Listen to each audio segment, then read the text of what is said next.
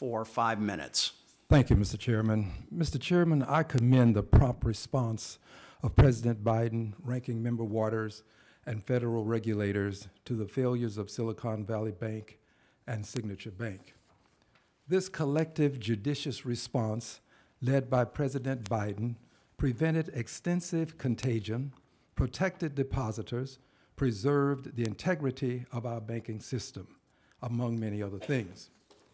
The rapid collapse of these banks revealed how quickly bank runs can occur in our increasingly connected world. Although fingers will be pointed at technology, President Biden, and regulators as factors in the failure of Silicon Valley Bank and Signature Bank, they were not, N-O-T, not the root cause of banks' failures. The focus of today's hearing should be the mismanagement of these banks by their executives in the years leading up to the collapse, in tandem with the Trump-era deregulation that enabled this mismanagement to fester. Both Silicon Valley Bank and Signature Bank experienced outsized growth between 2018 and 2022.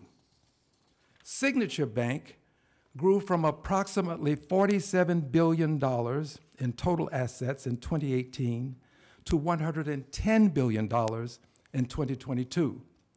Silicon Valley Bank increased from $56 billion to $209 billion over that same period of time. Mr. Chairman, some things bear repeating. Silicon Valley Bank increased from $56 billion to $209 billion over that same period of time.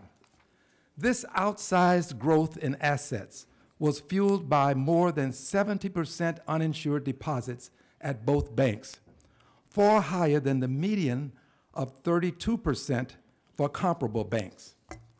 The executives at both banks knew or should have known, they knew or should have known that their risk management practices had to be strengthened appropriately as they grew exponentially.